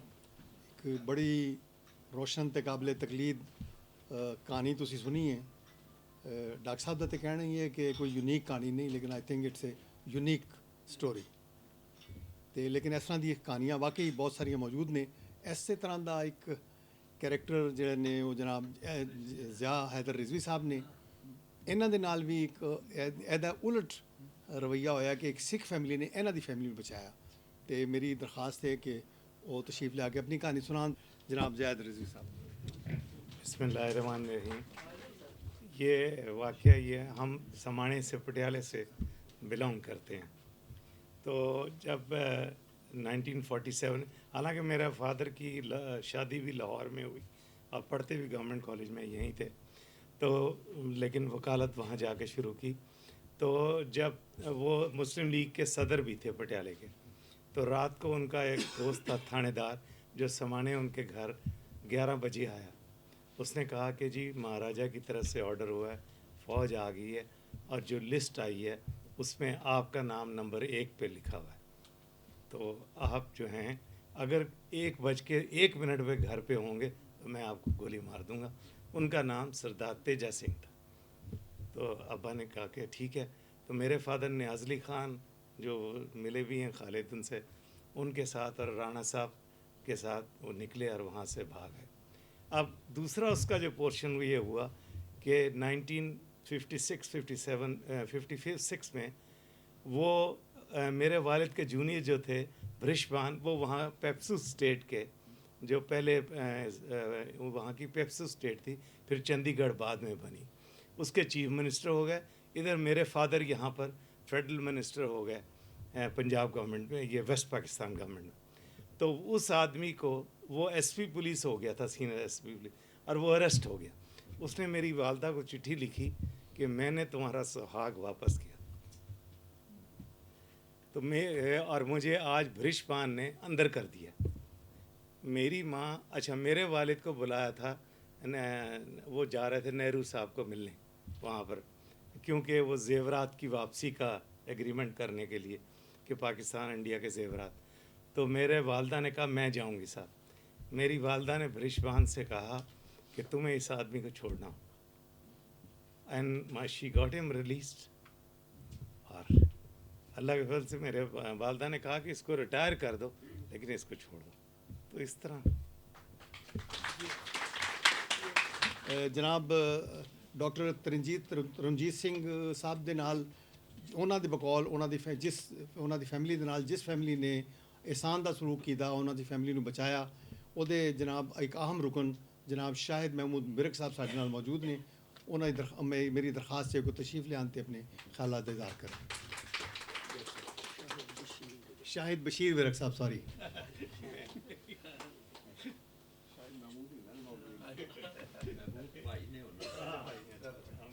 जनाब खालिद महमूद साहब, जनाब डॉक्टर तरनजीत सिंह साहब व मुअज़्ज़ज़ ख़वातीन व हज़रात, मैं पंजाबी च गल करना जी। सब तो पहले तो मैं डॉक्टर तरनजीत सिंह साहब का शुक्रिया अदा करना कि इन्होंने इतने अरसे के बाद 74 साल 75 साल तकरीबन हो गए ने पाकिस्तान बनन। इन्होंने अपने दादी जी तो एक वाक़या सुनिया और इन्हें अपने दिल दे विच गल रखी कि मैं जाके उत्थे उस फैमिली नूं मिलांगा और उन्हां दी कबर दे उत्ते जाके उन्होंने खराजे तहसीन पेश करांगा जिन्हां ने इन्हां दे बुजुर्गां नूं बचाया। ये बड़ी वड्डी गल है और बड़ी अजमत की गल है डॉक्टर साहब वास्ते, और मैं इन्हां दा शुक्रिया भी अदा करना और इन्हां नूं खराजे तहसीन भी पेश करना। मेरे वालिद साहब मरहूम चौधरी बशीर अहमद विरक एक बड़ी परसनैलिटी सी उन्होंने। तमाम लोग अपने वालदैन नूं एक हीरो समझते हैं, लेकिन मेरे वालिद साहब वाकई एक हीरो सन। उन्होंने पाकिस्तान बनने के वक्त ना सिर्फ लाहौर भी उन्होंने रिहायश ऐसी, मेरे दादा जी जेडे सन उन्होंने दिनों तहसीलदार लाहौर सन, वो इत्थे रहिंदे सन, ते वालिद साहब भी इत्थे रहिंदे सन उन्होंने नाल। ते पिंड साडा जेड़ा है गुजरांवाले च इब्बन वाली पिंड का नाम है। ते वो जदों पार्टीशन हुई है तो ये हिजरत शुरू हो गई इधर दी उधर, ते कत्लो गारत तो लुटमार लोगों ने काफ़ी की। साढ़े इर्द गिर्द पिंडां दे विच भी बहुत लुटमार हुई और लोगों नूं बड़ियां लोगों नूं नुकसान होया, जाना तो क्या। लेकिन साडा एक वाहद पिंड सी जिथे एक बंदे नूं भी ना मारन दिता, ना कोई चोट आई, ना किसी का घर लुटन दिता सी, और वो सब ਮੇਰੇ ਵਾਲਦ ਸਾਹਿਬ ਦੀ ਵਜ੍ਹਾ ਤੋਂ ਹੋਇਆ। ਤਮਾਮ ਜਿਹੜੇ ਉਦੋਂ ਮਾਈਗ੍ਰੇਟ ਕਰਕੇ ਸਾਡੇ ਪਿੰਡ ਦੇ ਹਿੰਦੂ ਜਾਂ ਸਿੱਖ ਸਨ, ਉਹਨਾਂ ਦੀਆਂ ਜਾਨਾਂ ਉਹਨਾਂ ਬਚਾਈਆਂ ਔਰ ਉਹਨਾਂ ਨੂੰ ਮਹਿਫੂਜ਼ ਕਰਕੇ ਸਾਰਿਆਂ ਨੂੰ ਜਿਹੜੇ ਕੈਂਪਸ ਉਹਨਾਂ ਦਿਨਾਂ 'ਚ ਬਣੇ ਸਨ ਉੱਥੇ ਕੈਂਪ 'ਤੇ ਪਹੁੰਚਾਇਆ ਔਰ ਤਾਂ ਕਿ ਉਹ ਅੱਗੇ ਚਲੇ ਜਾਣ। ਔਰ ਉਹਨਾਂ ਦੇ ਘਰਾਂ ਦੇ ਵਿੱਚ ਸੂਈ ਤੱਕ ਵੀ ਜਿਹੜੀ ਸੀ ਉਸੇ ਤਰ੍ਹਾਂ ਦੀ ਰੱਖੀ ਗਈ। ਔਰ ਜਿਹੜੇ ਲੋਕੀ ਮੁਸਲਮਾਨ ਇੰਡੀਆ ਤੋਂ ਮਾਈਗ੍ਰੇਟ ਕਰਕੇ ਆਏ ਸਨ, ਸਾਡੇ ਪਿੰਡ ਜਿਹੜੇ ਸੈਟਲ ਹੋਏ ਸਨ, ਉਹਨਾਂ ਨੂੰ ਉਹਨਾਂ ਦੇ ਘਰਾਂ 'ਚ ਉਸੇ ਤਰ੍ਹਾਂ ਹੀ ਸਾਰਾ ਸਮਾਨ ਦੇ ਕੇ ਤੇ ਉੱਥੇ ਸੈਟਲ ਕੀਤਾ।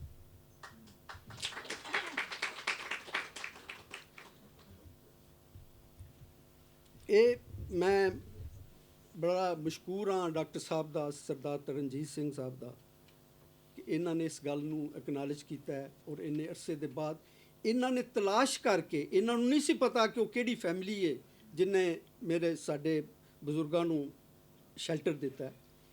ਇਹਨਾਂ ਤਲਾਸ਼ ਕਰਕੇ, ਜਿਵੇਂ ਉਹਨਾਂ ਤੁਹਾਨੂੰ ਦੱਸਿਆ ਵੀ ਹੈ ਥੋੜ੍ਹੀ ਦੇਰ ਪਹਿਲੇ, ਉੱਥੇ ਮੇਰੇ ਵੱਡੇ ਭਾਈ ਨੇ ਉਹਨਾਂ ਦੇ ਕੋਲ ਗਏ ਨੇ ਔਰ ਉੱਥੇ ਜਾ ਕੇ ਉਹਨਾਂ ਦਾ ਸ਼ੁਕਰੀਆ ਅਦਾ ਕੀਤਾ ਹੈ। ਔਰ ਫਿਰ ਇਹਨਾਂ ਨੇ ਖਾਹਿਸ਼ ਦਾ ਇਜ਼ਹਾਰ ਕੀਤਾ ਕਿ ਮੈਂ ਤੁਹਾਡੇ ਮਰਹੂਮ ਵਾਲਦੈਨ ਦੀਆਂ ਕਬਰਾਂ 'ਤੇ ਜਾ ਕੇ ਵੀ ਉੱਥੇ ਉਹਨਾਂ ਨੂੰ ਖਰਾਜ ਤਸੀਮ ਪੇਸ਼ ਕਰਨਾ ਚਾਹੁੰਦਾ। ਇਹ ਫਿਰ ਸਾਡੇ ਪਿੰਡ ਗਏ ਨੇ, ਉੱਥੇ ਕਬਰਾਂ 'ਤੇ ਗਏ ਨੇ, ਇਹਨਾਂ ਦੁਆ ਮੰਗੀ ਹੈ, ਫਾਤਿਹਾ ਕੀਤਾ ਹੈ ਔਰ ਉਹਨਾਂ ਦੇ ਵਾਸਤੇ ਇਹਨਾਂ ਬੜੇ ਨੇਕ ਜਜ਼ਬਾਤ ਔਰ ਖਿਆਲਾਤ ਦਾ ਇਜ਼ਹਾਰ ਕੀਤਾ, ਜਿਹਦੀ ਵਜ੍ਹਾ ਤੋਂ ਮੈਂ ਇਹਨਾਂ ਦਾ ਸ਼ੁਕਰੀਆ ਅਦਾ ਕਰਨਾ। ਸ਼ੁਕਰੀਆ।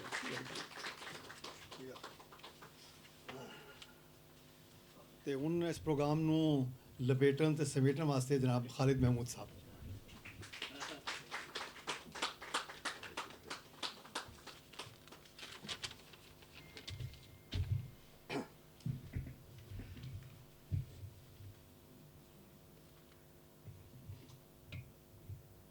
जनाब बटालिया साहब, मुअज़्ज़ज़ प्राहुणे हो, फिर मैं भी हूँ पंजाबी च गल कर क्योंकि हुण लगदा है कि तुहाडे प्राहुणे जिहड़े ने उर्दू शुर्दू सुनन दे बिल्कुल मूड विच नहीं लगदे। साडी ये जिहड़ी फिक्री नशिस्त है, साडा एक मामूल है, हमेशा आउंदी है हफ्ते च एक बारी, लेकिन अज दी ये जिहड़ी नशिस्त है ये मेरे ख्वाबो ख्याल तो भी बुलंद और बेहतर चीज़ हो रही है। ये जिहो जिहियां गल्लां सुनियां ने, इहो जे सारे वाक़यात सुने ने कि इंज लगदा कोई जिस तरह लोरी दे रहा सुन के, इन्ना चंगा लगदा। इंज लगदा जिस तरह इस ज़मीन दियां गल्लां नहीं किसी होर जहान दियां गल्लां हो रही ने। तो अल्लाह करे कि ये गल्लां सुन के साडे ते कोई असर होवे और असी इन्ना सुनिए जिस तरह बटालिया साहब ने कहा भी है कि इस चीज़ नूं असी अपने यानी सारा कायदे कानून का अपने सारी चीज़ों का हिस्सा बनाइए। इन लगता है कि जिस तरह खास तौर पर माजी दियां गल्लां सुन के कि उहदे तो इन्नियां कोई चिंगारियां निकल रही ने कि उन्होंने इकट्ठा करके एक बड़ा अलाव रोशन हो सकता है। तो साढ़े लिए एक जिहड़ा आउण वाले दिहाड़े ने उहदे लिए एक बड़ा चानण होएगा बड़ी सदियां तक, जिस तरह तुसीं कहा है। और मैं यही चाहांगा कि असीं इहो जिहे होर वाक़यात भी सुनीए, उन्हां दे बारे गल्लां करिए और ये चीज़ां करिए। ਤੁਸੀਂ ਇੱਕ ਹਵਾਲਾ ਦਿੱਤਾ 1947 ਦੀ ਚੀਜ਼ਾਂ ਲਾ ਕੇ ਉੱਥੇ ਇਹ ਹੋਇਆ ਤੇ ਇਹ ਹੋਇਆ, ਇਹ ਸਭ ਕੁਝ ਹੋਇਆ ਹੈ, ਇਹ ਤਾਰੀਖ ਦਾ ਹਿੱਸਾ ਹੈ, ਸਾਰੇ ਅਸੀਂ ਆਗਾਹ ਹਾਂ ਇਸ ਚੀਜ਼ ਤੋਂ। ਲੇਕਿਨ ਅਸੀਂ ਉਸ ਨੂੰ ਇਸ ਲਈ ਨਹੀਂ ਤਜ਼ਕਰਾ ਕਰਦੇ, ਇਸ ਲਈ ਨਹੀਂ ਯਾਦ ਕਰਦੇ ਕਿ ਉਹ ਵਾਕਿਆਤ ਐਸੇ ਨੇ ਕਿ ਉਹ ਚੰਗਾ ਹੁੰਦਾ ਕਿ ਉਹ ਨਾ ਹੁੰਦੇ, ਉਹ ਸਾਡੀ ਤਾਰੀਖ ਦਾ ਹਿੱਸਾ ਨਾ ਹੁੰਦੇ। ਲੇਕਿਨ ਤੁਹਾਡੀ ਗੱਲ ਤੋਂ ਮੇਰਾ ਜ਼ਿਹਨ ਜਿਹੜਾ ਹੈ ਉਹ ਇਸ ਪਾਸੇ ਜਾ ਰਿਹਾ ਹੈ, ਸੋਚਣ 'ਤੇ ਮਜਬੂਰ ਹੋ ਰਿਹਾ ਹੈ ਕਿ ਉਹ ਵਾਕਿਆਤ ਹੋਏ ਕਿਉਂ ਸਨ। ਉਹਦੀ ਵਜ੍ਹਾ ਹੈ ਵੇ ਮੈਂ ਥੋੜੀ ਕੁ ਉਹਦੇ 'ਤੇ ਗੁਫ਼ਤਗੂ ਕਰਨਾ ਚਾਹਾਂਗਾ। ਮੈਨੂੰ ਪਤਾ ਹੈ ਦੇਰ ਹੋ ਚੁੱਕੀ ਹੈ, ਲੇਕਿਨ ਤਾਂ ਵੀ ਇਹ ਕਰਨਾ ਚਾਹੀਦਾ ਹੈ ਕਿ ਤਾਰੀਖ ਤੋਂ ਅਸੀਂ ਜਾਈਏ ਨਾ ਤੇ ਔਰੰਗਜ਼ੇਬ ਦੇ ਜ਼ਮਾਨੇ ਅਤੇ ਬਾਦਸ਼ਾਹਾਂ ਦੇ ਜ਼ਮਾਨੇ ਹੀ ਸਾਨੂੰ ਹੈ ਅਹਿਸਾਸ ਕਿ ਸਾਡੇ ਇਹਨਾਂ ਬਾਦਸ਼ਾਹਾਂ ਨੇ ਕੁਝ ਜ਼ਿਆਦਤੀਆਂ ਕੀਤੀਆਂ ਸਨ। ਲੇਕਿਨ ਸਵਾਲ ਇਹ ਪੈਦਾ ਹੁੰਦਾ ਹੈ ਕਿ ਉਹ ਜ਼ਿਆਦਤੀਆਂ ਵਿੱਚ ਦੀਨ ਦਾ ਮਜ਼ਹਬ ਦਾ ਕੋਈ ਦਖਲ ਨਹੀਂ ਸੀ। ਇਹ ਬੜੀ ਅਹਿਮ ਗੱਲ ਹੈ ਜਿਹੜੀ ਕਿ ਸਾਨੂੰ ਯਾਦ ਰੱਖਣੀ ਚਾਹੀਦੀ। ਉਹ ਬਾਦਸ਼ਾਹ ਲੋਕ ਸਨ, ਹੁਣ ਉਹਨੇ ਆਪਣੇ ਸਾਰੇ ਭਰਾ ਮਾਰ ਛੱਡੇ ਸਨ ਬਾਦਸ਼ਾਹੀ ਲੈਣ ਦੀ ਖਾਤਰ। ਉਹ ਕੋਈ ਸਿੱਖ ਤੇ ਨਹੀਂ ਸਨ, ਉਹਨੇ ਸਾਰੇ ਭਰਾ ਮਾਰ ਛੱਡੇ। ਜਿਹੜਾ ਵੀ ਉਸ ਹਕੂਮਤ ਨੂੰ ਚੈਲੰਜ ਕਰਦਾ ਸੀ, ਮੁਕਾਬਲਾ ਕਰਦਾ ਸੀ, ਉਹਨੂੰ ਮਰਵਾ ਦਿੰਦੇ ਸਨ, ਭਾਵੇਂ ਉਹ ਮੁਸਲਮਾਨ ਹੋਵੇ, ਭਾਵੇਂ ਹਿੰਦੂ ਹੋਵੇ, ਭਾਵੇਂ ਸਿੱਖ ਹੋਵੇ, ਉਹਦੀ ਕੋਈ ਨਹੀਂ ਸੀ ਹੁੰਦੀ। ਲੇਕਿਨ ਬਦਕਿਸਮਤੀ ਇਹ ਵੇ ਅੱਲਾ ਹਦਾਇਤ ਦੇਵੇ ਉਹਨਾਂ ਮੌਰਖਾਂ ਨੂੰ, ਤਾਰੀਖ ਲਿਖਣ ਵਾਲਿਆਂ ਨੂੰ, ਜਿਨ੍ਹਾਂ ਉਹ ਸਾਰੀ ਦੀ ਸਾਰੀ ਚੀਜ਼ਾਂ ਜੋ ਕੁਝ ਵੀ ਹੋਈਆਂ ਉਹ ਮਜ਼ਹਬ ਦੇ ਖਾਤੇ 'ਚ ਪਾ ਦਿੱਤੀਆਂ ਕਿ ਜੀ ਉਹ ਇਸ ਲਈ ਹੋਈਆਂ ਕਿਉਂਕਿ ਉਹ ਮੁਸਲਮਾਨ ਸਨ ਤੇ ਮੁਕਾਬਲੇ 'ਤੇ ਸਿੱਖ ਸਨ ਤੇ ਮੁਕਾਬਲੇ 'ਤੇ ਹਿੰਦੂ ਸਨ। ਔਰ ਇਸੇ ਚੀਜ਼ ਨੂੰ ਵਧਾਉਂਦਿਆਂ 1947 ਵਿੱਚ ਮੈਂ ਸਮਝਦਾ ਕਿ ਸਾਡੇ ਸਿੱਖ ਭਾਈਆਂ ਨੂੰ ਇੰਨਾ ਚੁੱਕਿਆ ਗਿਆ, ਇੰਨਾ ਉਕਸਾਇਆ ਗਿਆ, ਇੰਨਾ ਗੁੱਸਾ ਦਵਾਇਆ ਗਿਆ ਕਿ ਤੁਸੀਂ ਹੁਣ ਆਪਣਾ ਬਦਲਾ ਲੈ ਲਵੋ। ਹਾਲਾਂਕਿ ਉਹ ਮਜ਼ਹਬ ਦਾ ਕੋਈ ਤਾਲੁਕ ਹੀ ਨਹੀਂ ਸੀ, ਉਹ ਬਿਲਕੁਲ ਹੋਰ ਚੀਜ਼ ਸੀ। ਔਰ ਮੈਂ ਹੁਣ ਇਹ ਸੋਚ ਰਿਹਾ ਕਿ ਅੱਗੋਂ ਜਿਹੜੇ ਆਉਣ ਵਾਲੇ ਦਿਨ ਨੇ ਉਹਦੇ 'ਚ ਵੀ ਇਹ ਚੀਜ਼ ਜਿਹੜੀ ਹੈ ਇਸ ਵੇਲੇ ਹਿੰਦੁਸਤਾਨ ਨਾਲ ਅਸੀਂ ਤਾਂ ਜਿੰਨੀ ਕੋਈ ਦੁਸ਼ਮਣੀ ਕਰ ਰਹੇ ਹਾਂ ਤੁਹਾਡੇ ਸਾਹਮਣੇ ਹੈ, ਅਸੀਂ ਤਾਂ ਆਪਸ ਵਿੱਚ ਹੀ ਲੜਨ ਵਿੱਚ ਇੰਨੇ ਮਸਰੂਫ ਹਾਂ ਕਿ ਸਾਨੂੰ ਹਿੰਦੁਸਤਾਨ ਦੀ ਫੁਰਸਤ ਹੀ ਨਹੀਂ ਮਿਲ ਰਹੀ ਬਿਲਕੁਲ। ਸਾਡੀ ਪੂਰੀ ਮੁਸਲਮਾਨ ਜਿਹੜੀ ਹੈ ਕੌਮ, ਉਹਦੇ 'ਚ ਕੋਈ ਸ਼ੀਆ ਹੈ, ਕੋਈ ਸੁੰਨੀ ਹੈ, ਕੋਈ ਵਾਬੀ ਹੈ, ਕੋਈ ਪਤਾ ਨਹੀਂ ਕਿਹੜੇ ਦਾ ਹੈ। ਉਹਨੇ ਜ਼ਿਆਦਾ ਮੈਨੂੰ ਬੜੀ ਦੇਰ ਬਾਅਦ ਪਤਾ ਲੱਗਾ ਸ਼ੀਆ ਨਹੀਂ ਤਾਂ ਮੈਂ ਉਸੇ ਵੇਲੇ ਕੋਈ ਨਾ ਕੁਝ ਇਹਦਾ ਬੰਦੋਬਸਤ ਕਰ ਦਿੰਦਾ ਤੇ ਅਸੀਂ ਤਾਂ ਆਪਣੇ ਵਿੱਚ ਹੀ ਬੜੇ ਮਸਰੂਫ ਹਾਂ, ਸਾਨੂੰ ਤਾਂ ਉਹਨਾਂ ਦੀ ਕੋਈ ਹੋਸ਼ ਹੀ ਨਹੀਂ ਕਿ ਉਹ ਕੀ ਕਰ ਰਹੇ। ਲੇਕਿਨ ਉਸ ਪਾਸੇ ਦਾ ਰਵੱਈਆ ਤੁਸੀਂ ਵੇਖੋ ਕਿ ਹਿੰਦੁਸਤਾਨ ਸਾਡੇ ਨਾਲ ਕ੍ਰਿਕਟ ਖੇਡਣ ਲਈ ਤਿਆਰ ਨਹੀਂ, ਸਾਡੇ ਨਾਲ ਤਜਾਰਤ ਕਰਨ ਲਈ ਤਿਆਰ ਨਹੀਂ। ਔਰ ਅਗਲੇ ਦਿਨ ਮੋਦੀ ਸਾਹਿਬ ਨੇ ਜਿਹੜੀ ਤਕਰੀਰ ਕੀਤੀ ਹੈ, ਮੈਂ ਤੁਹਾਡੇ ਸਾਰਿਆਂ ਦੀ ਤਵੱਜੋ ਉਸ ਵੱਲ ਕਰਵਾਉਣਾ ਚਾਹੁੰਦਾ। ਉਹਨਾਂ ਨੇ ਤਕਰੀਰ ਪਾਰਲੀਮੈਂਟ ਵਿੱਚ ਕੀਤੀ ਹੈ ਔਰ ਇਹ ਕਿਹਾ ਹੈ ਕਿ ਹਿੰਦੁਸਤਾਨ ਸਿਰਫ ਹਿੰਦੂਆਂ ਲਈ ਹੈ। ਬਤਾਲੀਆ ਸਾਹਿਬ ਉਹ ਤੁਹਾਡੇ ਲਈ ਵੀ ਨਹੀਂ, ਇਹ ਯਾਦ ਰੱਖੋ, ਮਤਾ ਹੈ ਸਮਝੋਗੇ ਸਾਡਾ। ਮੈਂ ਤੇ ਅਮਰੀਕਾ ਨਾਲ ਜੀ। ਤੇ ਉਹਨਾਂ ਫਰਮਾਇਆ ਕਿ ਹਿੰਦੁਸਤਾਨ ਸਿਰਫ ਹਿੰਦੂਆਂ ਲਈ ਹੈ, ਕਿਸੇ ਅਕਲੀਅਤ ਦਾ, ਕਿਸੇ ਗੈਰ ਹਿੰਦੂ ਦਾ ਇੱਥੇ ਕੋਈ ਤਾਲੁਕ ਵਾਸਤਾ ਨਹੀਂ। ਅੱਗੇ ਹੀ ਅਸੀਂ ਬੜੀ ਗਲਤੀ ਕੀਤੀ ਹੈ ਕਿ ਮੁਸਲਮਾਨਾਂ ਨੂੰ ਉੱਥੇ ਇੱਕ ਮੁਲਕ ਦੇ ਦਿੱਤਾ ਹੈ ਤੇ ਹੁਣ ਆਉਂਦਾ ਨਹੀਂ। ਤੇ ਜੇ ਇਹ ਸੋਚ ਹੋਏਗੀ, ਇਹੋ ਜਿਹੇ ਰਵੱਈਏ ਹੋਣਗੇ ਤੇ ਫਿਰ ਦੱਸੋ ਕਿੱਥੋਂ ਅਮਨ ਆਏਗਾ, ਕਿੱਥੋਂ ਉਹ ਸੋਚ ਆਏਗੀ ਜਿਹੜੀ ਤੁਸੀਂ ਸੋਚ ਦੇਣ ਦੀ ਕੋਸ਼ਿਸ਼ ਕਰ ਰਹੇ ਹੋ। ਤੁਹਾਡੀ ਹੱਦ ਤੱਕ ਅਸੀਂ ਬਿਲਕੁਲ ਤਸਲੀਮ ਕਰਦੇ ਹਾਂ, ਤੁਹਾਨੂੰ ਅਸੀਂ ਆਪਣਾ ਭਾਈ ਸਮਝਦੇ ਹਾਂ। ਕਰਤਾਰਪੁਰ ਵੀ ਉਹਦਾ ਇੱਕ ਨਿਸ਼ਾਨੀ ਹੈ ਜਿਹੜੀ ਦਿੱਤੀ ਗਈ ਹੈ। ਤੁਹਾਡਾ ਉਹ ਜਿਹੜਾ ਕ੍ਰਿਕਟਰ ਇੱਥੇ ਆਉਂਦਾ ਹੈ ਉਹ ਤਾਂ ਇੰਝ ਆਉਂਦਾ ਹੈ ਜਿਸ ਤਰ੍ਹਾਂ ਕੋਈ ਪਾਕਿਸਤਾਨ ਆਪਣੇ ਮੁਲਕ ਵਿੱਚ ਆਉਂਦਾ ਹੈ। ਅਤੇ ਲਿਹਾਜ਼ਾ ਅਗਰ ਤੁਸੀਂ ਕੋਈ ਮਿਹਨਤ ਕਰਨੀ ਹੈ, ਕੋਈ ਇਸ ਪਾਸੇ ਕੁਛ ਤਵੱਜੋ ਦਿਲਾਣੀ ਹੈ ਤਾਂ ਤੁਸੀਂ ਉਸ ਪਾਸੇ ਦਿਲਾਓ, ਕਿਉਂਕਿ ਤੁਹਾਨੂੰ ਯਾਦ ਹੋਏਗਾ 1984 ਵਿੱਚ ਕੀ ਮਾਮਲਾਤ ਪੇਸ਼ ਆਏ, ਕਿਸ ਤਰ੍ਹਾਂ ਚੀਜ਼ਾਂ ਹੋਈਆਂ ਸਾਰੀਆਂ। ਅਤੇ ਇਹ ਜਿਹੜੀ ਜਦੋਂ ਤੱਕ ਜ਼ਹਿਨੀਅਤ ਔਰ ਸੋਚ ਜਿਹੜੀ ਹੈ ਉਹ ਨਹੀਂ ਬਦਲੇਗੀ, ਉਦੋਂ ਤੱਕ ਅਸੀਂ ਨਹੀਂ ਉਹ ਕਰਾਂਗੇ, ਉਹ ਚੀਜ਼ਾਂ ਕਰਾਂਗੇ ਜਿਨ੍ਹਾਂ ਦਾ ਤੁਸੀਂ ਸਾਡਾ ਧਿਆਨ ਦਵਾ ਰਹੇ ਹੋ। ਮੁਖਤਸਰ ਮੈਂ ਹੀ ਕਹਿਣਾ ਸੀ, ਬਾਕੀ ਮਾਮਲਾ ਜਿਹੜੇ ਨੇ ਉਹ ਹੋਰ ਭੈੜੇ ਤੋਂ ਭੈੜੇ ਹੁੰਦੇ ਜਾ ਰਹੇ ਨੇ। ਤੁਸੀਂ ਵੇਖੋ ਜਿਸ ਤਰ੍ਹਾਂ ਉਹ ਲਿੰਚਿੰਗ ਦੇ ਵਾਕਿਆਤ ਪੇਸ਼ ਆ ਰਹੇ ਨੇ, ਯਾਨੀ ਉਹਦੇ 'ਚ ਮੈਨੂੰ ਨਹੀਂ ਸਮਝ ਆਉਂਦੀ ਕਿ ਉਹ ਕੀ ਉਹਦਾ ਤੁਕ ਬਣਦਾ ਹੈ। ਤੁਸੀਂ ਕਿਹੜਾ ਧਰਮ ਹੈ ਜਿਹੜਾ ਕਹਿੰਦਾ ਕਿ ਤੁਸੀਂ ਇਸ ਤਰ੍ਹਾਂ ਲਿੰਚ ਕਰੋ ਲੋਕਾਂ ਨੂੰ? ਨਹੀਂ, ਕੋਈ ਧਰਮ ਨਹੀਂ ਕਹਿੰਦਾ ਨਾ, ਕੋਈ ਮਜ਼ਹਬ ਨਹੀਂ ਕਹਿੰਦਾ। ਨਹੀਂ, ਲੇਕਿਨ ਉਹ ਉਹਨਾਂ ਦੀ ਜਿਹੜਾ ਫਲਸਫਾ ਸੋਚ ਹੈ ਉਹ ਕਹਿ ਰਹੀ ਹੈ, ਉਹ ਤੁਹਾਨੂੰ ਪਤਾ ਹੈ ਕਿ ਉਹ ਗਾਂ ਨੂੰ ਬਚਾਉਣਾ ਜ਼ਿਆਦਾ ਜ਼ਰੂਰੀ ਹੈ, ਬੰਦਾ ਮਾਰਨਾ ਜ਼ਿਆਦਾ ਜ਼ਰੂਰੀ। ਤਾਂ ਮੇਰਾ ਮਤਲਬ ਹੈ ਕਿ ਉੱਥੇ ਜਿਹੜਾ ਇਹਦੇ ਖਿਲਾਫ ਇਤਜਾਜ ਵੀ ਹੋਣਾ ਚਾਹੀਦਾ ਹੈ, ਇਹਦੇ ਖਿਲਾਫ ਗੱਲਬਾਤ ਵੀ ਹੋਣੀ ਚਾਹੀਦੀ ਹੈ, ਔਰ ਇਹ ਸੋਚਾਂ ਔਰ ਵਿਚਾਰ ਜਿਹੜੇ ਨੇ ਉਸ ਪਾਸੇ ਵੀ ਪਹੁੰਚਣਾ ਚਾਹੀਦੇ ਨੇ। ਜੀ ਹਾਂ, ਗੱਲਾਂ ਤੇ ਹੋਰ ਵੀ ਬਹੁਤ ਕਰਨ ਵਾਲੀਆਂ, ਫਿਰ ਬਾਕੀ ਮੈਂ ਹਲੇ ਚਾਹ ਤੇ ਕਰਾਂਗੇ। ਬਹੁਤ ਮਿਹਰਬਾਨੀ, ਤੁਸੀਂ ਤਸ਼ਰੀਫ ਲਿਆਏ।